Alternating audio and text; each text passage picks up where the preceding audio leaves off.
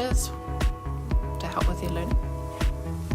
The drawbacks of AI would be using AI instead of your brain and expecting an answer to be given to you by the computer without actually thinking about it. And so if you lose that critical thought, then you're essentially turning into a robot. I think it's going to be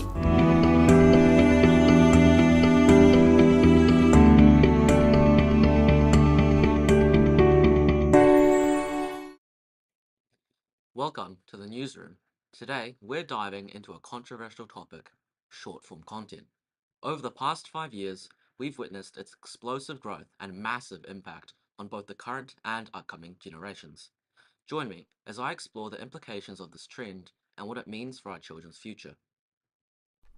Brain rot has gathered a large amount of traction in the past 5 years due to young children being exposed to these sorts of content via platforms such as YouTube Kids, and TikTok, to list a few. This sort of content has also found its way into mainstream media via a popularity outbreak in podcasts, and also, surprisingly, things like politics. In a recent speech in Australia for Parliament, Senator Fatima Payman, dubbed the Skibbity Senator, delivered a speech catered towards Gen Z and Gen A. In this speech, she employed a variety of brain rot slang words in an effort to communicate with the young generation, saying,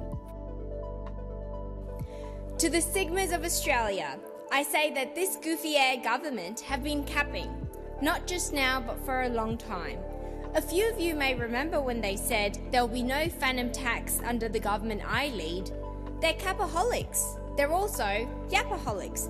They yap non-stop about how their cost of living measures are changing lives for all Australians. Just put the fries in the bag, little bro. They tell us that they're locked in on improving the housing situation in this country. They must have brain rot from watching too much Kai Cenat and forgot about their plans to ban social media for kids under 14. If that becomes law, you can forgo skull emoji all about watching Duke Dennis or catching a dub with the bros on Fort. Chat, is this Prime Minister serious? Even though he's the Prime Minister of Australia, sometimes it feels like he's the CEO of Ohio.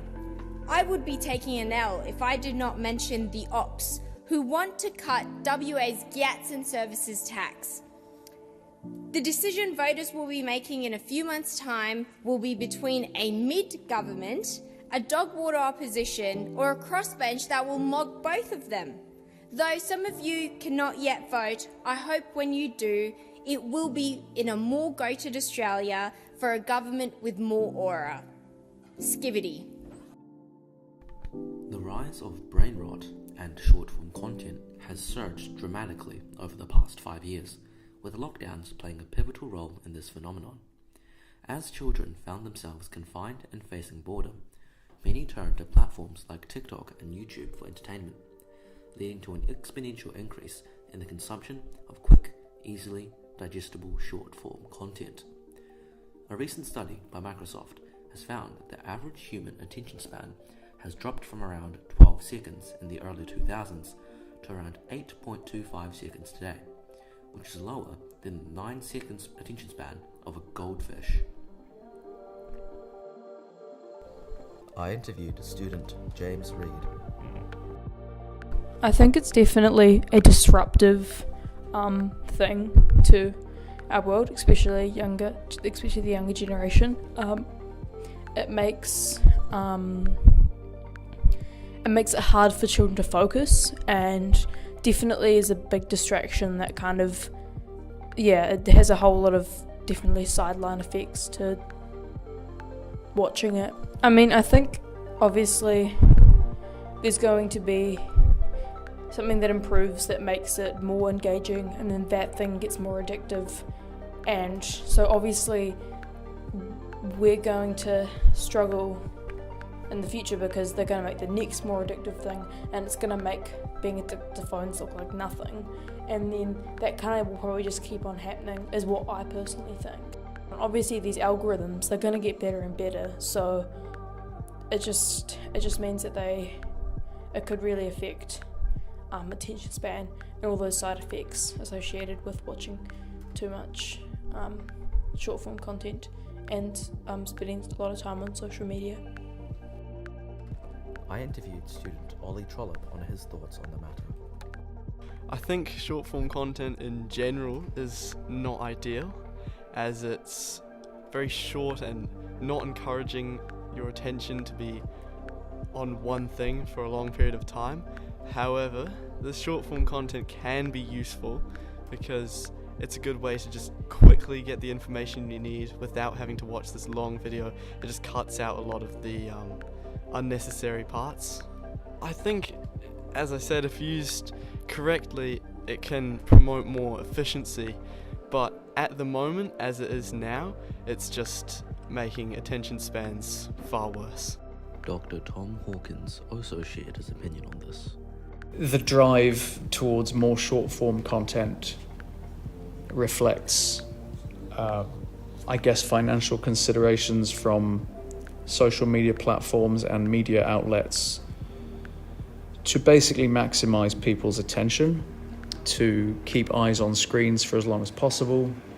And I think they're doing that by hacking something that is a feature of the way we consume information and content, which is once we feel like we've got the general gist of an issue or an event or an idea, we move on.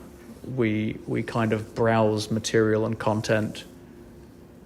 And I think the level of what we feel we need to consume before we know enough about an issue or an event is shrinking, because there's just no benefit to really understanding stuff anymore in the way that information is communicated, particularly online. It's hot takes and it's short term.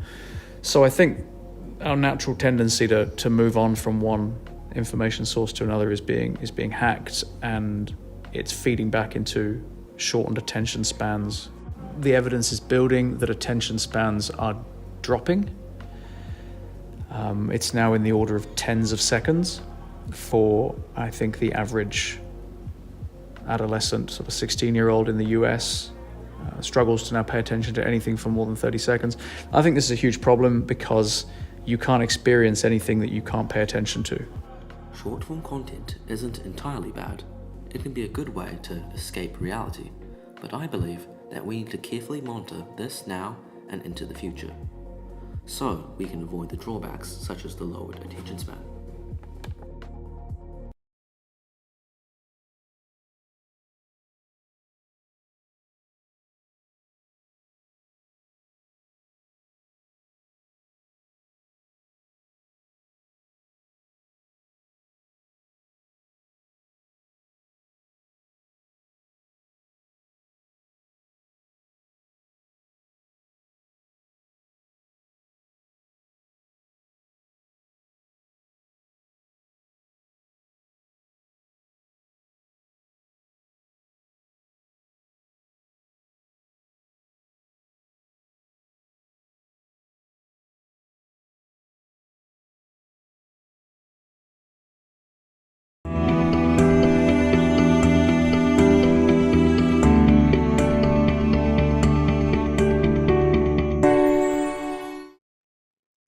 Hello and welcome to the Newsroom. Today we will be talking about something that is being discussed all around New Zealand, from homes to Parliament, the use of 1080. You will be hearing from Andrew Oliver, a worker from the Environment Canterbury and conservation expert, Neil Nicholson, a geography teacher at Christ College who teaches about the topic frequently, and Richie Cosgrove, a CEO of Fish and Game Canterbury, who will give us a broad insight in the debate of 1080. I'm Jono Simpson, and this is the Newsroom. Today we dive into one of New Zealand's most controversial and widely debated pest control methods, 1080. Known for its role in protecting our native forest and endangered species, 1080 is a chemical compound used to combat invasive species like rats, stoats, and possums. But its use comes with a significant debate. While many see it as an essential tool to conservation, others raise concerns about the environmental impact, particularly on non-target species and water quality. I spoke with an expert, Andrew Oliver, an ex-dock worker and conservationist. He confirmed that while 1080 is currently the most effective tool, he emphasised the greater public involvement would enhance its impact. Yes, it is, but there's always a but. And the but is if we could get more New Zealanders involved in the conservation space, we wouldn't have to use poison in the landscape. In the bigger picture, we've got the biggest extinction rate on Earth at the moment. 80% of our native species are threatened with extinction. And the question is, what do we do what's the best way to reverse that? And for now, at the moment, 1080 is the answer. Mr. Nicholson, a geography teacher at Christ College, shared his insights on the use of 1080 in New Zealand's pest control efforts. He discusses why, despite the concerns, 1080 remains the best option available for the Department of Conservation given the resources and infrastructure they have in place. We hear from him now. I think DOC do the best they possibly can with the money and the infrastructure that they've got at the moment. And it's the best, helicopter dispersal is the best method that we have to get into remote areas. We know that. Next, I spoke with Richie Cosgrove, Chief Executive of Fish and Game New Zealand, about the potential risks of 1080 on fish and waterways. He highlighted concerns around secondary poisoning, particularly from fish-eating animals that have consumed 1080. Richie also advises against eating fish from areas that have had a 1080 drop within the last 7 days. We've got some sort of risk. It could be if it was secondary, so like a trout had eaten, say, some mice that have been poisoned from an aerial campaign, and that's sort of where the 7 day sort of, don't eat any fish for 7 days after have been in an area where it's been applied. Andrew discussed the broader impacts of 1080 on New Zealand's native wildlife. He explains how, despite the controversy, 1080 plays a key role in conservation, particularly in protecting native bird species. He said after a 1080 drop, he has seen a noticeable recovery in bird populations, which Andrew believes is crucial for long-term survival of these species. He also touched on how 1080 helps restore balance in ecosystems by targeting invasive predators, giving nature animals and plants a fighting chance. The evidence suggests, which is why it's used, is it has a big turnaround in conservation. So, for example, robins, for example, in some areas where there's been a 7% of the maximum number of population, after a 1080 drop, it's pumped up to 50%. Riflemen's gone from around 29-30% up to 100% population. And that's why we're using it, is to get rid of those pests and predators, so our native species who have evolved without predation can have a chance at survival long term. While 1080 remains the primary tool for pest control in New Zealand, Mr. Nicholson sees biological control as a potential long-term solution. He believes methods like contraception could reduce the impact on non-target species, offering a safer alternative. However, he raises concerns about substantial costs and complexities involved in rolling out such solutions on a national scale, particularly when it comes to distribution and effectiveness. Yeah, I think that's probably the long-term better solution, but we know that is prohibitive cost, and I think biological control through contraception and so forth and what they've advocated is good and would be potentially better, have less impact on other animals and so forth. But I understand that the cost and how do you spread that is quite debatable at the moment, and how they fix it. As an interview at the Department of Conservation about the use of 1080 for predator control was not available, the key information on their website states, 1080 is a biodegradable toxin vital for protecting New Zealand's native wildlife from introduced predators like rats and stoats. The agency emphasises that 1080 breaks down quickly and poses minimal risk to human health and drinking water. Despite concerns, DOC is committed to humane practices and continuous monitoring to safeguard non-target species. Fish and Game New Zealand has also addressed concerns about 1080's impact on freshwater ecosystems. Chief Executive Richie Cosgrove assured us that there are strict buffer zones to prevent 1080 from reaching waterways. Once dissolved in water, the poison poses minimal risk to fish, making it a safe and effective tool for pest control without threatening freshwater life. Here's Richie. They have what they call a buffer zone around freshwater waterways, and that. When you're doing the application, there's a setback from the major waterways, so to keep it out of the system. And so there's no sort of direct risk to, say, like trout, because they don't eat the pellets, basically. The conclusion is, while 1080 remains a controversial topic, it's clear that it plays a crucial role in New Zealand's ongoing battle against invasive pests. Experts like Andrew emphasises the need for greater public involvement to maximise its effectiveness. Mr. Nicholson highlights the challenges and limitation of alternative methods such as biological control. Concerns around the impact of 1080 on native wildlife and freshwater ecosystems are valid. But as we've heard Richie Cosgrove of Fish and Game, strict regulations and buffer zones may mitigate these risks, particularly to fish and waterways. For now, 1080 remains the most reliable tool in pest control, helping to protect New Zealand's unique biodiversity and restore ecological balance.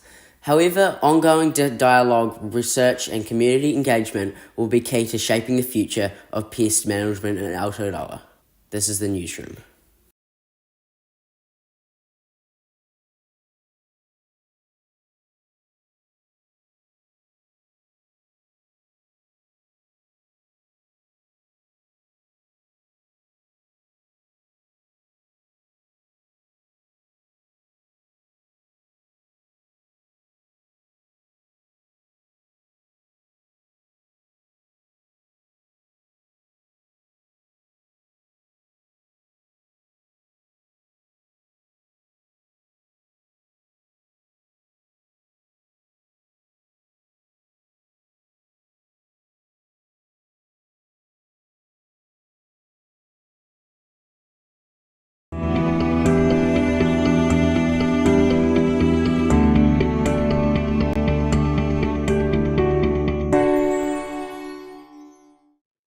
Good afternoon, valued listeners, and welcome to the Newsroom.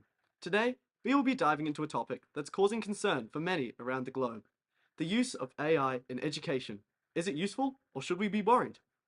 Today, you'll be hearing from Dr. Waite, Jack Mulcaine, and Mr. Walker, who will give us some insight into how the Christ College community feels about AI in schools. Ollie Trollope investigates.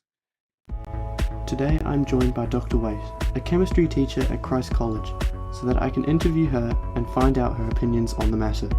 One of the areas that I see it having a big impact is on students who have individual learning needs, and it can help format ideas and put it into clear sentence structures to help with their learning.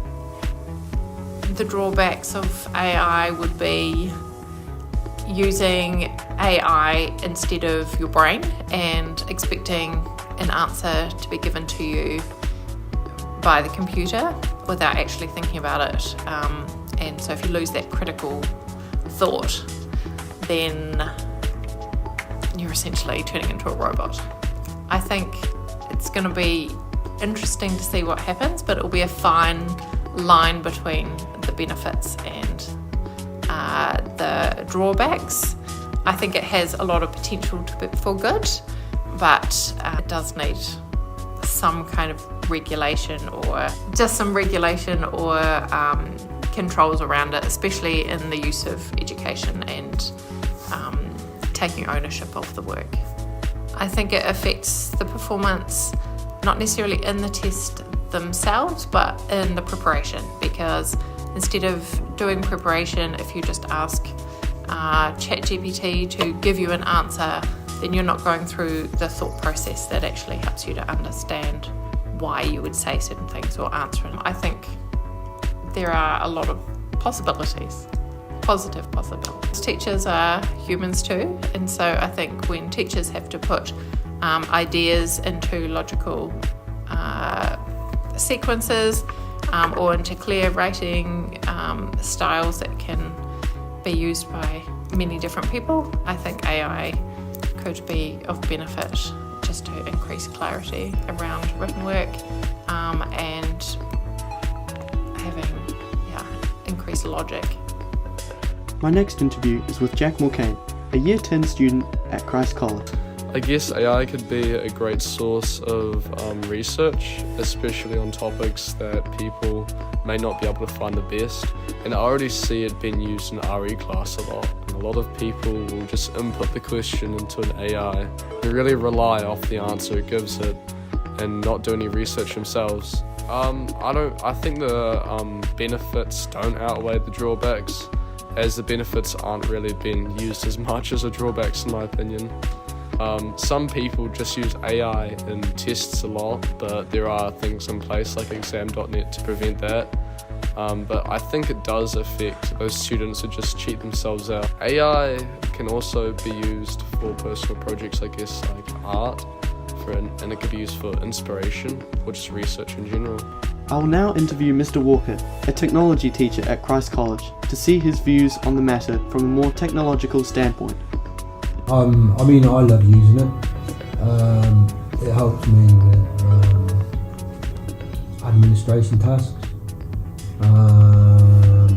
When we're thinking about ChatGPT at the moment, but also it kind of helps with some cases with marking technical things when you're looking for specific pieces of work and things to be in some text or in something that somebody's submitted. If you've got a checklist of things, right, this needs to be in it, then you can get the ChatGPT or something like that to analyse that, just to find those things. So that cuts down some of the time that it takes to mark work. Obviously, there's still judgment in there. I've still got to go through everything, but it kind of takes out kind of quite a labour-intensive task or part of the work. In terms of students, God, it's learning to use a tool. So the benefits are going to be a familiarisation with the tool, being able to use it appropriately, being able to see what it's capable of, and also it's about appropriate use, but being able to use it to help with formulating ideas, kind of another source of information for study, research and those kind of things. More and more widespread, people start jumping up and down about, it just takes away creativity, it takes away, people are going to just copy and paste and all those kind of things. But I don't believe that's true of the internet. There's always going to be people who take the shortcut, and obviously that's going to be a drawback. Those people that don't want to do, they want the path of least resistance. If the work's already there, then why not take it? But when you look at the flip side of it, you look at the creativity that's come out of the internet, things like YouTube and all the research that's available and so on, then we're looking at just another version. Again, it's another tool, so it's it kind of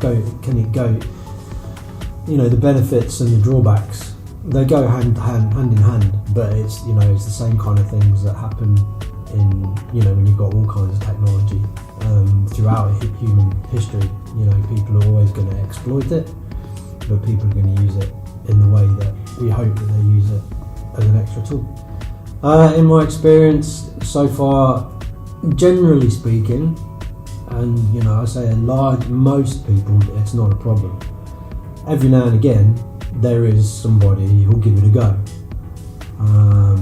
and so it does happen, but again, is the same as when I was at school and you were kind of everyone was trying to discuss, how do people cheat in tests and writing things down on the back of your hand and stuff like that. It's just another way, it's another thing that people are going to circumvent if they need to, but I think the majority of people are just going to use it appropriately. It's not going to be a problem in tests, but there's always going to be somebody.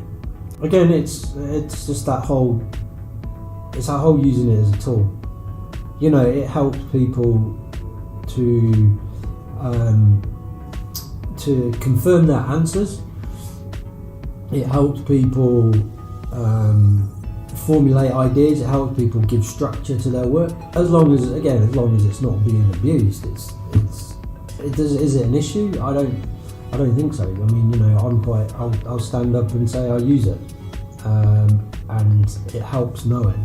So, you know, again, it's here to stay, and so again, we just got to embrace it and use it appropriately. And yeah, I think there's just great ways of using, you know, of doing that without the drawbacks being the big thing, the big problem in the corner, you know, the elephant in the room. Thank you to everybody tuning in at home. I'm Ollie Trollope, and this has been The Newsroom.